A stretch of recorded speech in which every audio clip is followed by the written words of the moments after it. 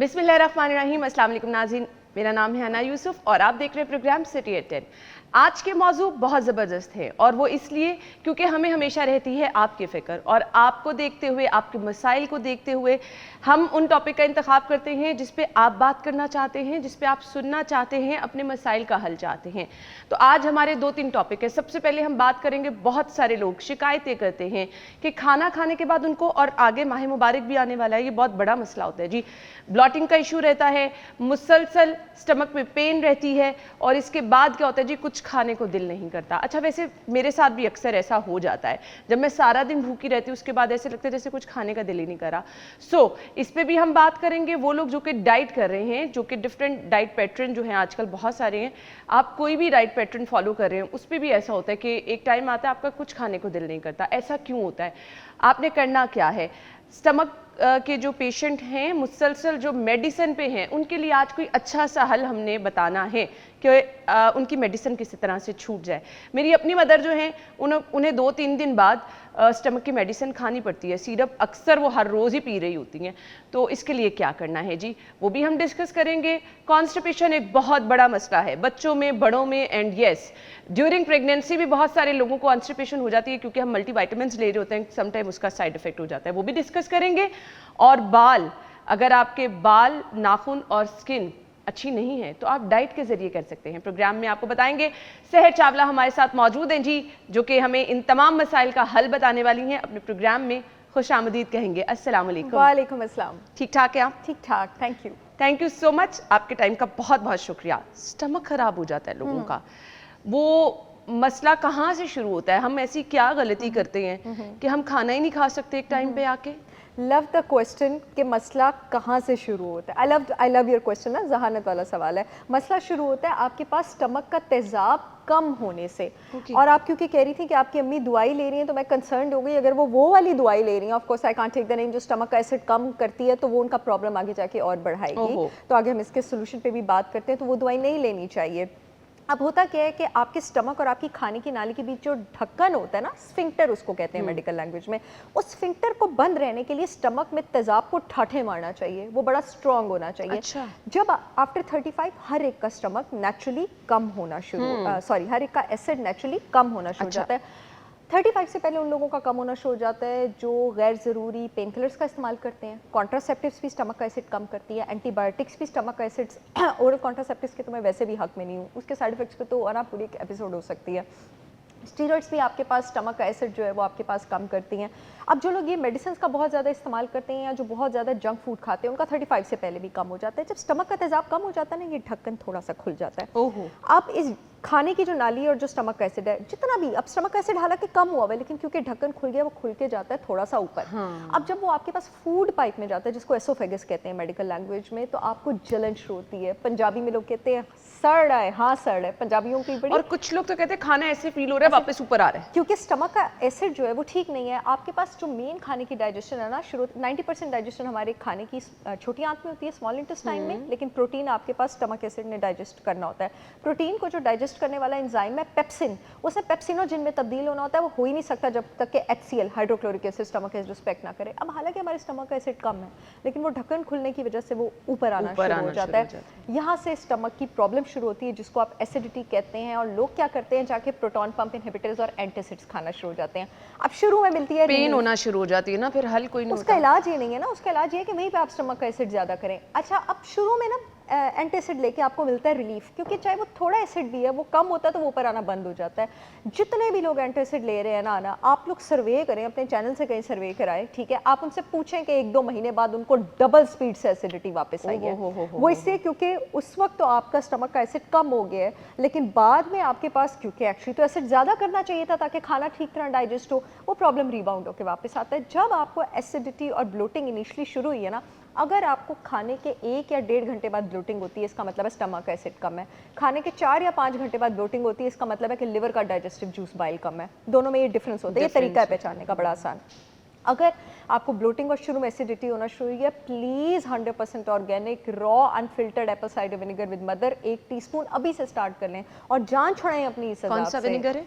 Apple cider vinegar, सेब का सिरका। अच्छा, मुझे तो वो लगता है कि लोग कहते हैं कि बिल्कुल इफेक्टिव नहीं, वो आपके मैदे को जला देता है। हमारे हमारे यहाँ पे तो लोग बहुत कुछ कहते हैं, हमारे यहाँ पे लोग जो कहते होते हैं वो सही होता तो एक थर्ड वर्ल्ड कंट्री होता।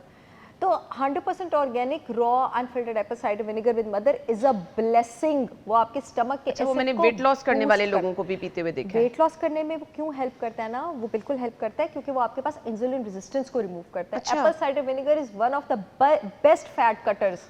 फैटी लिवर के ट्रीटमेंट में जो होलिस्टिक ट्रीटमेंट दिया जाता है उसमें ACV Apple cider vinegar is on the top, but make sure कि वो ऑर्गेनिक हो, वो अनफिल्टर्ड हो, वो रॉ हो, विद मदर हो और किसी रिप्यूटेड ऑर्गेनिक ब्रांड से हो।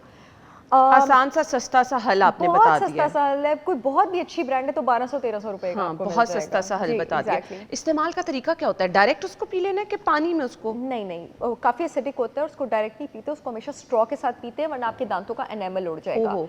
ठीक है। अच्छा, किन लोगों ने एप्पल साइडर विनेगर नहीं लेना? जिन लोगों को सिट्रस सूट नहीं करता, जिन लोगों के जोड़ों में बहुत जो है वो दर्द रहती है, इसका मतलब उनके जिस्म की तासीर ठंडी है, और जिन लोगों को प्रॉब्लम गर्ड और गैस्ट्राइटिस का इतना बढ़ गया कि उनको ईसोफेजियल अल्सर हो गया। ईसोफेजियल अल्सर कहते हैं खाने के पाइप के अल्सर को। अगर आपके खाने के पाइप का अल्सर हो गया तो अब आपने एप्पल साइडर विनेगर नहीं लेना, क्योंकि अब वो खाने के पाइप से गुजरेगा तो वो अच्छा, आपको मैंने problem एक दो जगह पे ये भी सुना था कि उसको पानी में डालना मिक्स है। करके फिर लेना, डायरेक्ट लेंगे तो वो डायरेक्ट फिर नहीं लेना। अच्छा। ना आपने डायरेक्ट लेना है ना आपने डायरेक्ट पीना है। आप 1 टीस्पून पानी के एक ग्लास में लेंगे, आप उसको स्ट्रॉ के साथ पियेंगे। और इसको बेस्ट टाइम लेने का क्या होता है, मील से 30 मिनट पहले अगर आप ले लें तो वो आपकी शुगर लेवल्स को भी बैलेंस करता है, वेट लॉस में भी काम आता है। सुबह खाली पेट भी आप ले सकते हैं, कुछ लोग रात को भी लेते हैं। मैं रात को लेना इसलिए रिकमेंड नहीं करती क्योंकि आपके पास ब्लड शुगर लेवल्स को थोड़ा सा नीचे लेके जाता है, तो रात को फिर आपको, क्योंकि रात को वैसे भी आपके ब्लड शुगर लेवल्स तो आपको रात को भूख लग सकती है। मैं पर्सनली, मेरा फेवरेट टाइम क्या है, मेरी डेली रिजीम में मैं नाश्ते से 30 मिनट पहले लेती हूँ, क्योंकि उसको लेने के बाद आपको भूख लगती है। हाँ, आपकी इंसुलिन रेजिस्टेंस को भी नीचे लेके जाता है, सेंसिटिविटी भी इंप्रूव करता है। जिन लोगों ने नहीं लेना है वो मैं ऑलरेडी आपको बता चुकी हूँ कि किन लोगों ने नहीं लेना। अच्छा, स्टमक एसिड को और भी कुछ हर्ब्स इंप्रूव करती हैं, और डाइजेस्टिव जूस को आपके पास जितनी भी कड़वी हर्ब्स हैं, ये याद रखिएगा, वो इसको बूस्ट करती हैं। करेला, अच्छा, करेला पाउडर, ठीक है।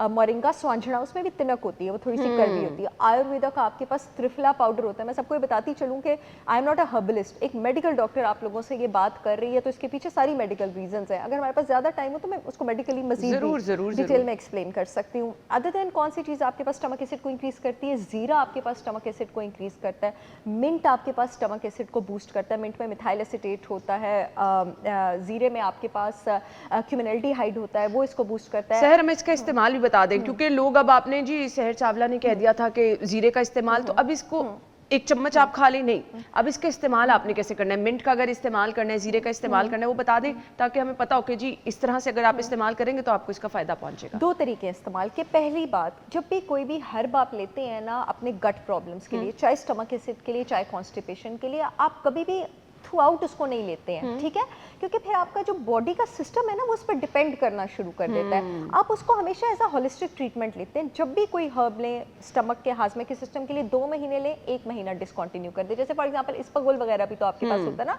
थोड़ी देर लिया, थोड़ी देर आपके पास डिसकंटिन्यू कर दिया।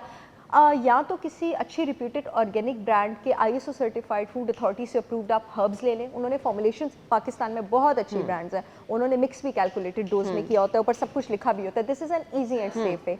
800, 900 रुपये, 1000 रुपये की हैं। या दूसरा तरीका कावा बना लें। ठीक है, हम यहीं से गुफ्तगू का सिलसिला आगे बढ़ाएंगे, ब्रेक के बाद आते हैं।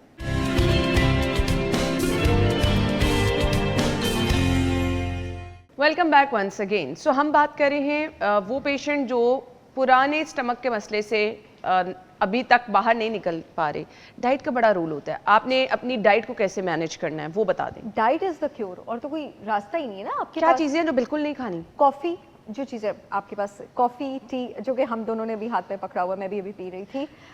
स्मोकिंग, अल्कोहल, बिकॉज ये फैक्ट्स हैं सोसाइटी के, लोग कंज्यूम तो करते हैं ना। आपके पास junk food, fried food, sugar, जो भी चीज़ें इन्फ्लेमेशन करती हैं। अभी हम आगे चलते हैं, मुझे ये बता दें, कॉफ़ी क्या बहुत तेजाबियत करती है? खाली पेट स्टमक के पेशेंट को नहीं लेनी? बहुत ज़्यादा प्रॉब्लम करेगी, बहुत ज़्यादा प्रॉब्लम करेगी। गैस्ट्रिक अल्सर्स का बहुत बड़ा कॉज बन सकती है, और जिनको है उसको बहुत ज़्यादा डिस्टर्ब कर सकती है। I know, I love coffee, I live for coffee, लेकिन जिन लोगों को है अनफॉर्चुनेटली वो लोग नहीं ले सकते। मुझे पता है इसको छोड़ना आसान नहीं है, आसान नहीं होता, बट कुछ लोगों को ना, अब मैं अक्सर ऐसे होता है, कॉफ़ी पीऊँ मुझे ऐसे लगता है बिल्कुल आप एक्टिव हो गए, तो कुछ लोगों का तो बिल्कुल इसके बगैर गुजारा नहीं है। ऑल्टरनेट क्या है? मैं ना फिर यही अपने क्लाइंट्स को कहती हूँ कि एनिमल डेयरी तो आप ना लें, ओट मिल्क ले लें, आलमंड मिल्क ले लें, उसके 1 या 2 टेबल स्पून डालें और आहिस्ता आहिस्ता अपने आप को वीन ऑफ करें। सही। अब आ जाए डाइट में क्या चीजें हमने लेनी है स्टमक के पेशेंट ने और क्या बिल्कुल नहीं लेनी। गंदम, दूध, मीठा, तला हुआ, फ्राइड ये आपने नहीं लेना है। 2-3 महीने के लिए ना बड़ी सिंपल डाइट पे चल जाए, ऐसी डाइट जिसको इंटेस्टाइनल सेल्स बड़ा इजीली एब्जॉर्ब कर लें।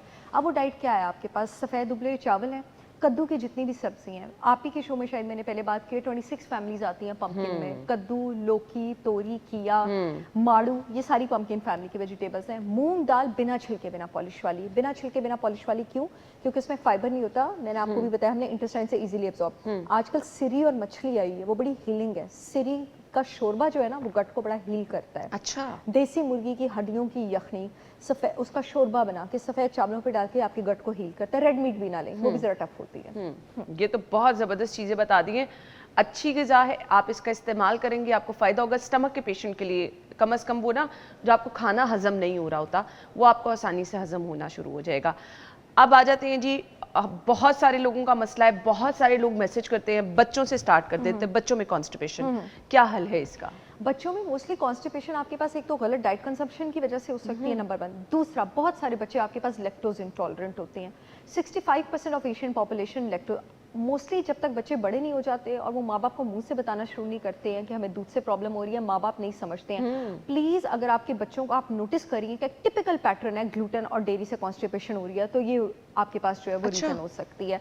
अगर आप बच्चों को लो फाइबर डाइट दे रहे हैं, ये आपके पास रीज़न हो सकती है, क्योंकि जो लो फाइबर डाइट होती है वो मैग्नीशियम और B1 विटामिन में कम होती है आपके पास। बच्चे अगर शुगर बहुत ज़्यादा कंज्यूम करें हैं, बहुत मैग्नीशियम और B1 विटामिन की कमी से आपके पास कॉन्स्टिपेशन हो जाती है, इसलिए आप फाइबर रिच डाइट जो है वो बच्चों को दें।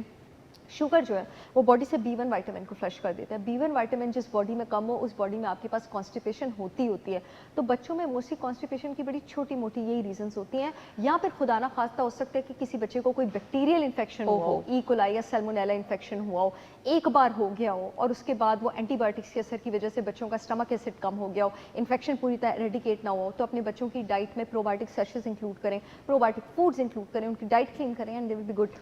अच्छा, मुझे ये बता दें कि हम अक्सर देखते हैं मीठा बच्चों को बहुत दिया जाता है। ये जो अब आप कह रही हैं कि बच्चों के लिए शुगर अच्छी नहीं है, तो स्टार्ट से ही माएँ बच्चों को मीठे पे लगा देती हैं, मीठी चीज़ें बनाना शुरू की, और कुछ बच्चे तो हाथ से चीनी पकड़ के मैंने देखा खा रहे होते हैं। जी, वो माएँ खुद अपने आप को एजुकेट करें, तो अब तो मैं ये भी नहीं कहूँगी माएँ को किसी ने एजुकेट किया नहीं, माएँ खुद एडल्ट्स हैं, इंटरनेट पे सब कुछ अवेलेबल है, हम जो बोल रहे हैं वो सेगमेंट अभी आपके पेज पे लग जाएगा। माएँ क्यों नहीं सीखती, क्यों नहीं पढ़ती? पढ़े ना, सीखे ना, आप तो किताबों की जरूरत ही नहीं है, बातों से सीख लें। तो शुगर अगर आप अपने बच्चे को दे रहे हैं, आप उसको सिर्फ मोटा नहीं कर रहे हैं, आप समझे आप अपने बच्चे को खाका बना के दे रही हैं। जिस टाइम अब आप अपने बच्चे को शुगर देंगी ना, मेरी बात याद रखिएगा, आप अपने बेटे को या बेटी को बदुआ दे रही हैं कि ये लो, तुम जैसे ही 35-40 साल के हो गए तुम्हें डायबिटीज की बीमारी बेटा मैं तोहफे में दे रही हूँ खिला के, तुम्हें मैं हार्ट पेशेंट की बीमारी, ये बचपन से शुरू। ये जो अल्जाइमर्स होता है ना 60 की एज में, ये पता है बॉडी में कब स्टार्ट होता है? 40 की एज में।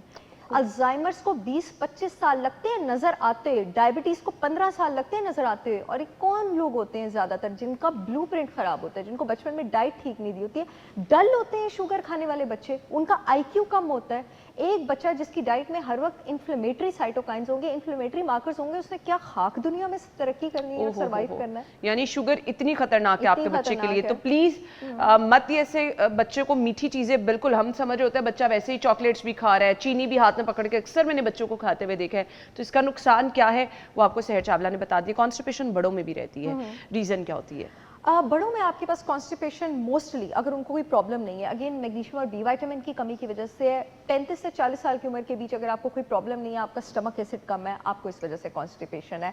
40 साल के बाद अगर आपको और कोई प्रॉब्लम नहीं है और उसके साथ साथ आपका जो स्टूल है वो भी थोड़ा टूट के आना शुरू हो गया, बॉडी में थोड़ी गर्मी भी फील होती है, हो सकता है आपको डाइजेस्टिव जूस बाइल की कमी हो, बाइल की फ्लो इंक्रीज करने के लिए आप हल्दी का इस्तेमाल कर सकते हैं, अदरक का इस्तेमाल कर सकते हैं, अगेन सेब के सिरके का इस्तेमाल कर सकते हैं, आंवला का इस्तेमाल कर सकते हैं, त्रिफला का इस्तेमाल कर सकते हैं, स्वांजड़ा का इस्तेमाल कर सकते हैं, सौंफ का इस्तेमाल कर सकते हैं। अगेन अपनी बॉडी को किसी हर्ब का आदी नहीं बनाना है। जिन लोगों को खाने के 3-4 घंटे बाद ब्लोटिंग होती है, बहुत ज़्यादा क्रॉनिक कॉन्स्टिपेशन रहती है, स्टूल टूट के आता है और बहुत हल्के रंग का आता है, बहुत पीले रंग का आता है और 2-2, 3-3 दिन बाद आता है, वो सिंथेटिक बाइल सप्लीमेंट्स भी ले सकते हैं। इसका मतलब है कि खाली हर्ब से उनकी बाइल की कमी नहीं पूरी हो सकती। एक सप्लीमेंट होता है टडका, किसी भी कंपनी का आप TUDCA, ये बाइल सॉल्ट सप्लीमेंट्स होते हैं, इसको आप मील्स के साथ 3 बार लें, आप साथ multi enzyme complex synthetic supplement किसी भी कंपनी के लें, लोकल लें, इंटरनेशनल ब्रांड के लें, आपकी कॉन्स्टिपेशन बेटर होना शुरू हो जाएगी। अच्छा, बहुत सारे लोगों को कॉन्स्टिपेशन आना सीबो की वजह से होती है। अब ऐसे लोगों में हाई फाइबर डाइट काम नहीं आती। सीबो होता है आपके पास स्मॉल इंटेस्टाइनल बैक्टीरियल ओवरग्रोथ। आपके पास छोटी आंत का काम होता है 90% खाना डाइजेस्ट करना, बड़ी आंत में बैक्टीरिया बैठा होता है, उसका काम होता है उस खाने की फर्मेंटेशन करना। कुछ लोगों में बड़ी आंत का बैक्टीरिया माइग्रेट करके because of bad eating habits छोटी आंत में आ जाता है। इस कंडीशन को सीबो कहा जाता है। सीबो बहुत बुरी कॉन्स्टिपेशन करता है। अब आप कैसे पहचानेंगे कि आपको सीबो है? जिन लोगों को बादी खा के, दाल खा के, भिंडी, गोभी और हाई फाइबर लीफी वेजिटेबल्स खा के पेट में बहुत दर्द होता है ना और कॉन्स्टिपेशन होती है, आप सब सीबो के पेशेंट हैं। अब जिन लोगों को सीबो की वजह से कॉन्स्टिपेशन है, आपका क्या इलाज है? आप लोग चले जाएंगे बिल्कुल कार्निवोर डाइट पे। आपने गोश्त खाना है, आपने मछली खानी है, अगेन आपने सफ़ेद चावल लेने हैं, उसके साथ आपने मल्टी एंजाइम कॉम्प्लेक्स लेना है, आपने टटका लेना है, जो हर्ब्स मैंने बताई हैं आपने वो लेनी है। कम से कम 6 महीने का आप ये गट क्लेंजिंग प्रोग्राम करेंगे तो आपका सीबो ठीक होगा। ज़बरदस्त, देखिए कितना आसान हल बता दिया। अच्छा, मैंने लोगों को कॉन्स्टिपेशन से बहुत बुरे पाइल्स के इशू तक जाते देखा है, तो अगर अब कोई पाइल्स तक पहुंच गया है, उसने क्या करना है? कॉन्स्टिपेशन खुदा ना खास्ता बहुत क्रॉनिक हो तो वो कोलन कैंसर तक भी पहुंच जाती है। ये तो कॉन्स्टिपेशन को अगर आप ट्रीट ना करें वो 50-55 साल में कोलन कैंसर में तब्दील हो जाती है। जिन लोगों, अच्छा पाइल्स वाले पेशेंट, आपने थैंक यू आपने सवाल पूछा। पाइल्स वाले पेशेंट एक बहुत बड़ी गलती करते हैं, वो हाई फाइबर डाइट लेना शुरू कर देते हैं। पाइल्स वाले भी हाई फाइबर ना ले, अक्सर उसकी वजह से ब्लीडिंग स्टार्ट हो जाती है बवासीर में, पाइल्स में। तो आपने भी वो जो मैंने लो फोडमैप वाली डाइट बताई है ना, लो फाइबर वाली डाइट, आपकी हीलिंग के 2 फेजेस होते हैं पाइल्स वाले के। फेज 1 वो भी पहले 3 महीने चलता है। अच्छा, मैं बता दूं कि गट का आपको कोई भी प्रॉब्लम हो ना, गट लाइनिंग हील होना शुरू होने में 90 दिन लगते हैं। ये हौसले और सब्र वाला काम है ना। आप एक दिन में बीमार हुए थे तो आप एक दिन में ठीक भी नहीं हो सकते, टाइम लगता है गट लाइनिंग हील होने में या किसी भी हार्मोन को ठीक होने में। तो आपने अगेन लो फाइबर डाइट पे रहना है। पाइल्स वाले पेशेंट ने प्रोबायोटिक्स लेने हैं, मल्टी एंजाइम्स लेने हैं। पाइल्स वाले पेशेंट ने सेब का सिरका लेना है। अपने विटामिन डी लेवल्स का ख्याल रखना है, क्योंकि ऐसे पेशेंट्स की बॉडी में इन्फ्लेमेशन बहुत बढ़ चुकी होती है, प्रॉब्लम क्रॉनिक होता है। कॉड लिवर ऑयल के सप्लीमेंट्स इनको बहुत हेल्प करते हैं। वो विटामिन ई, डी में रिच होते हैं, ओमेगा 3 फैटी एसिड्स में रिच होते हैं। जिंक कार्नोसिन एक बड़ा हेल्पफुल सप्लीमेंट है पाइल्स के पेशेंट में। एलोवेरा के गट की प्रिपरेशंस आती हैं। अब तो पाकिस्तान में बहुत अच्छी ऑर्गेनिक ब्रांड्स हैं जो एलो गट प्रिपरेशंस जो हैं वो सेल करती हैं। आप ऐसी एलो गट प्रिपरेशंस अच्छी ब्रांड से ऑर्डर कर सकते हैं। एलोवेरा बहुत ज़बरदस्त इलाज है आपके पास कॉन्स्टिपेशन का। आपके स्टमक की इंटरनल लाइनिंग को लुब्रिकेट करता है, आपकी इंटेस्टाइनल लाइनिंग को लुब्रिकेट करता है, गट के गुड बैक्टीरिया को ऊपर लेके जाता है इसका। लेकिन ये आपने खुद से नहीं बनाना, किसी अच्छी ऑर्गेनिक ब्रांड की आपने एलोवेरा प्रिपरेशन लेनी है, क्योंकि एलोवेरा को इस काबिल बनाना कि उसको आप गट में यूज कर सकें, उसके लिए उसको कुछ अर्सा प्रिजर्व करना पड़ता है। उसकी एक प्रॉपर प्रिपरेशन होती है, फिर उसको प्रोसेस नहीं होना चाहिए, उसमें केमिकल्स ऐड नहीं होने चाहिए। उसका एक ढक्कन पानी के जग में डालें, पूरा दिन वो पानी पिएं। जिंक कार्नोसिन सप्लीमेंट्स आप लें 20 मिलीग्राम 25 मिलीग्राम डेली, आप उसका इस्तेमाल करें। ठीक हो गया। अब मुझे ये बता दीजिएगा कि वो लोग जो कि मुसलसल कहते हैं कि जी हम बाहर का खाना खा रहे हैं, ये नान खाना, बेकरी आइटम्स खाना, क्या ये भी कॉन्स्टिपेशन की एक बड़ी वजह होता है? एब्सोल्युटली 100%। हॉस्टलाइज कुछ बच्चियां होती हैं, खाना ही बाहर का खाना। मैं अक्सर ये कहती हूँ हॉस्टलाइट बच्चियों को, मैंने भी जब मैं आर्मी मेडिकल कॉलेज में थी, मैं हॉस्टलाइट थी पिंडी में, तो पहले 2 साल तो आप हॉस्टल में जाके ना बच्चियों को नहीं समझ आती। चाहे आप देखिए, हालांकि मैं डॉक्टर बन रही थी, मैं तो ये चीज़ें पढ़ रही थी, तो काफ़ी सारा जंक फूड वगैरह खा के मैंने भी अपना बहुत बुरा हाल किया। 22 kgs वजन बढ़ा लिया मैंने अपना। But then suddenly I woke up to the realization, देखिए जी हॉस्टलाइट बच्चियां बहाना ना बनाए, मैंने की ये हेल्दी ईटिंग हॉस्टल में, ठीक है, पॉसिबल होती है, हम जानबूझ के नहीं करते। आप जो है वहाँ हॉस्टल में एक फ्रीजर तो होता है ना, जो सब लड़कियों के लिए होता है। सब बच्चों के पेरेंट्स इतने अमीर नहीं होते कि वो अपने कमरे में फ्रिज लेके रख सकें। मेरे कमरे में भी नहीं था, लेकिन हॉस्टल का वो जो एक कंबाइंड फ्रीजर होता है, उसमें आप अपने रूम का टैग रख के अपने खाने तो रख सकती हैं, अपने फ्रूट्स तो रख सकती हैं, अपनी चीजें तो रख सकती हैं, आप हेल्दी खा सकती हैं आप चाहें तो। बिल्कुल, तो ये आप फ्रूट्स खाएं, हेल्दी चीजें खाएं, तो खुद ब खुद ये मसले हल हो जाएंगे। ब्रेक का कहा जा रहा है, ब्रेक के बाद आते हैं stay with us.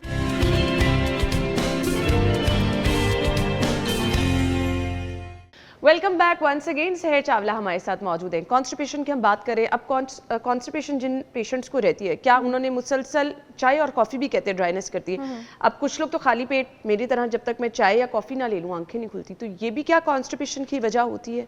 Definitely constipation की वजह होती है। जो चाइनीज़ मेडिसिन है ना अनाम, वो कहती है कि कॉन्स्टिपेशन एक ऐसी कंडीशन है जिसमें आपकी बॉडी गर्म होती है और खुश्क होती है। अब इसमें चाइनीज़ मेडिसिन एक बड़ी ऑथेंटिक साइंस है, बहुत ज़बरदस्त साइंस है। अब इसमें आप जो भी खाने देंगे ना, जो आपकी बॉडी की गर्म तासीर को ऊपर लेके जाएंगी और खुश्क तासीर को ऊपर लेके जाएंगी, वो आपको डिस्टर्ब करेंगी। अब जैसे आपके पास चाय और कैफीन है, ये आपके पास सारी डिहाइड्रेटिंग फूड्स हैं ना, आपकी बॉडी को डिहाइड्रेट करते हैं। तो आपने तो अपनी बॉडी को नम करना है। आप नम कैसे करेंगे? आप योगर्ट से नम करेंगे, आप छाछ से नम करेंगे, ठीक है, आप दही, इस तरह की चीज़ों से नम करेंगे। इसलिए तो केला आपके पास कॉन्स्टिपेशन रिलीफ करता है। चाइनीज़ मेडिसिन में केले की जो तासीर है वो गीली है, नम है, ठीक है, तो ऑफ कोर्स ये चीज़ें आपके पास प्रॉब्लम करेंगी। अच्छा, मैं भी आपकी प्रॉब्लम से रिलेट करती हूँ। I am guilty of that कि मैं सुबह चाय पिए बगैर मैं नहीं बात ही नहीं कर सकती किसी से। सेम हियर, काम तो बहुत दूर की बात है। तो मैंने अपने लिए जो हैक ढूंढा हुआ है, मैं वही सजेस्ट करूंगी कि मैं 15-20 मिनट रुक जाती हूँ, मैं पानी के 1-2 ग्लास पी लेती हूँ और मैं कोशिश करती हूँ कि वो पहली चीज़ जो मेरे जिस्म में जाए वो चाय या कॉफ़ी ना हो। बिकॉज जब हम पानी लेते हैं ना, पानी हमारी बॉडी का सबसे इंपॉर्टेंट फ्लूइड है। It gets all the organs moving, it gets the blood moving, circulation, lymphatic. अक्सर मोस्टली लोगों का कॉन्स्टिपेशन इन चीज़ों से हील हो जाता है, छोटी छोटी बातों से। अपना खाना अच्छी तरह चबाना शुरू कर दें। मैं अपने पेशेंट्स को एक्सरसाइज करवाती हूँ, क्योंकि आपकी जो खाने की डाइजेशन है वो आपकी ओरल कैविटी में स्टार्ट होती है। कार्बोहाइड्रेट डाइजेस्टिंग एंजाइम होता है एमाइलेज। मैं लोगों को कहती हूँ कि आपने गिनना है अपने दिमाग में कि मैंने 15 से 20 बार अपना नवाला चबाया है। इतने सारे पेशेंट्स के प्रॉब्लम जिनको शुरू में इस वजह से ट्रीट हो जाता है। अगर आप सुबह उठ के पानी के 2-3 ग्लास पी लें, आप नोट करें कि अगर आपको सुबह उठते ही, क्योंकि आइडियली आपको सुबह उठने के 15-20 मिनट के अंदर बाथरूम जाना चाहिए पखाना करने के लिए, स्टूल पास करने के लिए, एक नॉर्मल बाल हैबिट है। आप ज़रा नोट करें, आप जब पानी पीना शुरू करेंगे ना, आपको पानी पीने के 15-20 मिनट बाद बाथरूम आएगा सुबह उठ के, जो कि एक नॉर्मल थिंग है। तो चलिए उसके बाद चाय कॉफ़ी ले लें। सही, चलें जी, आपको आसान हल बता दिया है। अच्छा सर, मैंने बहुत सारे लोगों को घरों में ये प्रैक्टिस करते देखा है, बच्चों में, बड़ों में। रोगन बादाम कहते हैं पानी में डाल के अगर आप पीना शुरू कर दें रात को या दिन में, देसी घी का इस्तेमाल अगर करना शुरू कर दे, दूध में, हाफ कप दूध में, फिर अक्सर इस्तबगोल का छिड़का कहा जाता है, गर्म पानी में, वो गर्म पानी में या दूध में डाल के ले लें, कॉन्स्टिपेशन का हल। ये रेमेडीज वाकई इफेक्टिव होती हैं? देसी घी वाली रेमेडी बहुत ज़बरदस्त है। मैं भी अपने पेशेंट्स को रिकमेंड करती हूँ देसी घी दूध में, जिन लोगों की बॉडी को लैक्टोज इंटॉलरेंस ना हो, क्योंकि अगेन फिर चाइनीज मेडिसिन पे आ जाते हैं। देसी घी जिस्म की खुश्की को मिटाती है। अच्छा। आयुर्वेदा में बहुत बड़ा ट्रीटमेंट है देसी घी का। देसी घी का मसाज आयुर्वेदा में नाक के अंदर किया जाता है, नेवल के अंदर किया जाता है आपके पास। अच्छा। जी बिल्कुल, एब्डोमिनल टेंशन रिलीव करने के लिए। तो देसी घी का मसाज गर्दन के पीछे किया जाता है चाइनीज मेडिसिन में, और आयुर्वेदिक मेडिसिन में यहाँ फोरहेड पे किया जाता है। तो इट इज एक्चुअली जब आप क्योंकि अगेन कॉन्स्टिपेशन एक गर्मी और खुश्की की कंडीशन है, तो जो खाने गर्मी और खुश्की को मिटाएंगे, मछली भी मैंने इसलिए रिकमेंड की थी, वो आपके पास खुश्की को मिटाती है, तो वो इट्स अ गुड ट्रीटमेंट। अच्छा, दूसरा इसबगोल, again it is a great treatment. इसबगोल को आयुर्वेदा में गुरु कहा जाता है, यानी heavy for the gut, Guru nature, Guru is the word that they use. So it is a very good treatment, लेकिन फिर किसी भी हर्ब पे डिपेंड नहीं करना, वरना जिस्म इसबगोल के बगैर अपना डाइजेस्टिव सिस्टम रन नहीं करेगा, विच इज़ नॉट ओके। 2 महीने यूज़ करें, उसके बाद 1-1.5 महीना यूज़ मत करें, मतलब फ़ायदा उठाएं, आदी ना बने। तीसरी, आई एम सॉरी, आपने कौन सी बात की थी? रोगन बादाम भी लोग इस्तेमाल कर लेते हैं। It's a great thing, again nature की चीज़ है, हेल्दी चीज़ है, तीनों रेमेडीज अच्छी हैं। तीनों रेमेडीज अच्छी आप कर सकते हैं जी, लेकिन अगेन उसको मुसलसल कंटिन्यू नहीं रखना, आपने गैप देके ये चीज़ें इस्तेमाल करनी है। आई थिंक कि मेडिसिन से बहुत ज़्यादा बेहतर चीज़ है अगर आप ऐसी रेमेडीज कर लेते हैं ना। मेडिसिन का तो आपको साइड इफेक्ट भी होगा, इन चीज़ों का आपको साइड इफेक्ट कोई नहीं होगा, बट अगेन इसका भी अपने आप को आदी नहीं बनाना। हमेशा अपनी बॉडी को जो है ना वो इस तरह से रखें कि आपका एक नेचुरल तरीके का फॉलो करें। अच्छा, जिन लोगों को कॉन्स्टिपेशन रहती है उनके लिए एक्सरसाइज वॉक भी बड़ी इफेक्टिव होती है क्या? बहुत ज़्यादा इफेक्टिव होती है। जिस तरह पानी पीने के थोड़ी देर बाद नॉर्मल स्टूल पास हो जाता है, सुबह आप उठ के लॉन्ग वॉक्स पे निकल जाएं। लॉन्ग वॉक से होता क्या, अभी हम बात भी कर रहे थे, आपके जो लिम्फेटिक्स हैं, जो लिम्फ है, आपकी बॉडी में डिफरेंट तरह के फ्लूइड होते हैं। एक ब्लड होता है, एक लिम्फ होता है। लिम्फ जो होता है वो आपके ब्लड की भी रूह होता है। तो आपकी लिम्फ फ्लो जितनी अच्छी होती है ना आपकी बाउल्स में, आपकी इंटेस्टाइन में, आपकी इंटेस्टाइन का पेरिस्टाल्सिस उतना अच्छा होता है। पेरिस्टाल्सिस क्या होता है? पेरिस्टाल्सिस आपके आंतों की उस रिदमिक मूवमेंट को कहते हैं, इसे रिदम में मूव कर रही है, जो पखाने को बॉडी से बाहर निकालने में हेल्प करती है। वॉक और वेल हाइड्रेटेड रहना आपके पेरिस्टाल्सिस को प्रमोट करता है। फ्रूट्स कौन से लेने हैं? बहुत इफेक्टिव है। अच्छा, अगर आपको फाइबर सूट कर रहा है तो हाई फाइबर फ्रूट्स आपने लेने हैं, जैसे आपके पास पपीता हो गया, आपके पास पाइनएप्पल हो गया। अगेन पपीते और पाइनएप्पल में आपके पास दो एंजाइम्स होते हैं, पेपेन और ब्रोमेलिन रिस्पेक्टिवली। पेपेन और ब्रोमेलिन बॉडीज में डाइजेस्टिव एंजाइम्स, बल्कि इनके सिंथेटिक सप्लीमेंट्स बड़े महंगे आते हैं ब्रोमेलिन और पेपेन के, डाइजेस्टिव एंजाइम्स को स्टिमुलेट करने के साथ साथ इम्यूनिटी को भी ऊपर लेकर जाते हैं। आपके पास जो सेब है, आपके पास जो अमरूद है, आपके पास जो नाशपाती है, आपके पास जितनी भी बेरीज हैं, इन सब में फाइबर हाई होता है। चलें जी, कॉन्स्टिपेशन के पेशेंट के लिए ये चीज़ें हमने बता दी। आप ये अगर लाइफस्टाइल फॉलो करेंगे तो बहुत सारे मसले आपके खुद ब खुद हल होना शुरू हो जाएंगे, आपको किसी मेडिसिन की ज़रूरत नहीं रहेगी। बहुत सारे लोग सप्लीमेंट्स लेते हैं, बाय द वे मुझे भी अक्सर डॉक्टर दे देती है ड्यूरिंग प्रेगनेंसी। वो जो आपके नेल्स अच्छे करें, स्किन अच्छे करें, आपके बाल अच्छे करें। सप्लीमेंट के अलावा अगर हम डाइट से ये चीज़ें अच्छी करना चाहें, बाल आज लोगों का बहुत बड़ा मसला है, रूखे हो जाते हैं, बेजान हो जाते हैं, बढ़ते नहीं हैं। अच्छी डाइट से हो जाते हैं सही? अच्छी डाइट से हो जाते हैं, लेकिन बहुत सारे केसेस में आपको सप्लीमेंट्स चाहिए भी, और मैं सप्लीमेंट के बहुत ज़्यादा हक में भी हूँ। जहाँ पे ज़रूरत हो मैं रिकमेंड करती हूँ। अल्लाह का शुक्र है मुझे फिलहाल कोई मेडिकल प्रॉब्लम नहीं है, बट 10-12 सप्लीमेंट्स डेली मैं लेती हूँ। अच्छा। अगर आफ्टर 35, आफ्टर 40 अगर आप अपनी बॉडी में, जैसे फॉर एग्जाम्पल आपको कोई मेडिकल प्रॉब्लम नहीं है मगर आपका बहुत स्ट्रेसफुल लाइफस्टाइल है, अगर आप अफोर्ड कर सकते हैं, आप एक कॉर्टिसोल कंट्रोल सप्लीमेंट ले सकते हैं, आप एक मैग्नीशियम सप्लीमेंट ले सकते हैं। आप, मैं कॉड लिवर ऑयल लेती हूँ डेली, मैं विटामिन ई लेती हूँ, just to keep myself fresh, because we are high functioning women. Exactly. हमने घर भी देखना है, हमने बाहर भी देखना Exactly. है, और बाकी सारे लोगों ने भी आके हमें अपना मसला सुनाना है। अभी आप बात करती है औरतों में ज्यादा हिम्मत है क्योंकि उनके पास कोई चारा नहीं है, इसलिए उनमें ज्यादा हिम्मत है। तो अगर हमें पता लग जाए ना कि हम हिम्मत छोड़ना अफोर्ड कर सकते हैं तो हम भी छोड़ देंगे। ये thanks to Allah almighty, Allah ताला ने इतना स्ट्रांग बनाया, बिल्कुल, एब्सोल्युटली। तो supplements are a good thing, लेकिन कॉज के बगैर अगर आप सप्लीमेंट लेंगे तो वो यही है जैसे आप एक अंधेरे कमरे में तीर चला रहे हैं। अगर आपके बाल थायराइड की वजह से गिर रहे हैं फॉर एग्जांपल, और आप साइयों की तरह विटामिन ई ले ही जा रहे हैं और आप अपना थायराइड ठीक नहीं करा रहे हैं, तो आपको क्या तो पता कोई फायदा नहीं होगा। एग्जैक्टली। अगर आपके बाल इस वजह से गिर रहे हैं कि आपकी स्कैल्प में टेस्टोस्टेरोन ज्यादा है, डीएचटी ज्यादा है, अच्छा डीएचटी ज्यादा है लेकिन आप कॉड लिवर ऑयल ले ही जा रहे हैं, लेकिन आप कोई डीएचटी ब्लॉकर डाइट नहीं ले रहे हैं, जैसे आंवला होता है, कोकोनट होता है, वॉलनट होता है, अनियन होता है, गार्लिक होते हैं, सारी डीएचटी ब्लॉकर डाइट है, ठीक है। जैसे आप प्याज का कोई organic detergent free, SLS free shampoo और ऑयल इस्तेमाल करें, ये दिस इज अ ट्रीटमेंट ना, तो कॉज पे जाए बगैर हेयर फॉल को ट्रीट ना करें। आपको फॉर एग्जांपल आयरन की कमी की वजह से हेयर फॉल है, अब आप डाइट में अपना आयरन की कमी, अगर आपको हाजमा खराब होने की वजह से आप अपना हाजमा ठीक नहीं कर रहे हैं, लेकिन आप कॉस्मेटिक सीरम्स लगाई जा रहे हैं, तो ये तो ट्रीटमेंट नहीं है। Identifying the cause is the first step.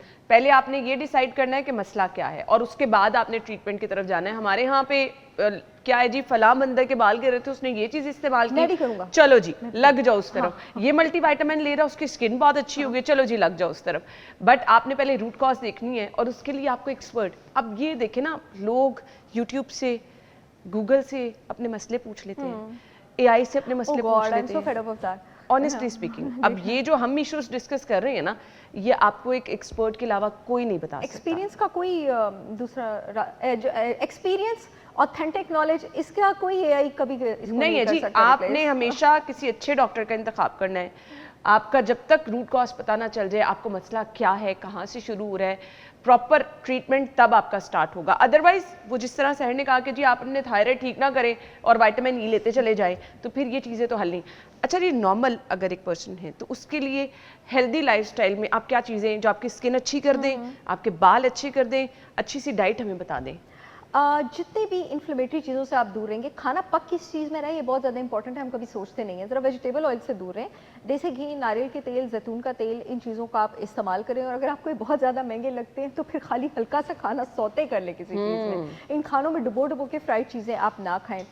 आप फल और सब्जी जब खाते हैं कोशिश करें कि मुख्तलिफ रंगों के फल और सब्जियों का इंतखाब करें, क्योंकि अल्लाह ताला ने जो रंग किसी फल और सब्जी को दिया होता है वो अलग तरह के पॉलीफिनॉल की वजह से दिया होता है, यानी उसका अलग तरह का इफेक्ट है। यानी आप जितने रंग अपनी प्लेट में पकड़ेंगे ईटा रेनबो, आप उतने इफेक्ट्स पकड़ेंगे। गोश्त की अफादियत पे हम बहुत ज़्यादा बात नहीं करते हैं, प्लीज़ मीट लवर्स बन जाएं। रेड मीट एक बहुत ज़्यादा अच्छी चीज़ है। जो इंसान रेड मीट खाता है ना वो मोटा होता है, उसकी इम्यूनिटी भी तेज़ होती है, उसकी जहानत भी तेज़ होती है, उसका गट भी अच्छा होता है। और अगर भूख नहीं लगती तो ना खाएं, बेशक दिन में इतना सा भूख लगती है, बस इतना सा खाएं। मैं ब्रेक ले लूं, ब्रेक के बाद मैंने, क्योंकि मैं भी बड़ा कंसर्न हूं अपनी बच्ची के हवाले से। ब्रेक के बाद आते हैं जी, ब्रेक पे फिर बात करते हैं।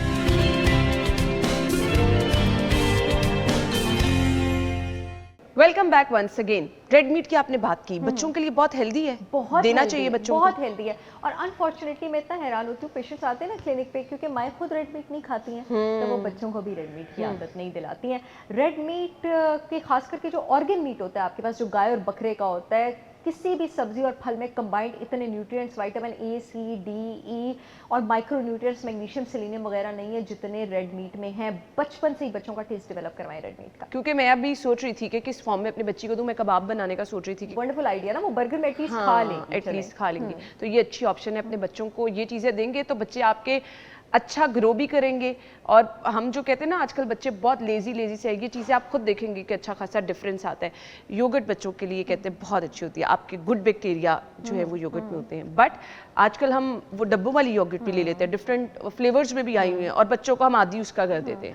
आई एम वेरी सॉरी, मगर फ्लेवर्ड योगर्ट्स बिल्कुल हेल्दी चीज़ नहीं है, मैं उसके बहुत अगेंस्ट हूँ। मैं आपको बता दूँ कि जो दूध का नेचुरल शुगर होता है, ठीक है, उसकी वजह से जो योगर्ट का अपना नेचुरल शुगर कंटेंट है वही 12 ग्राम होता है तकरीबन एक सर्विंग में।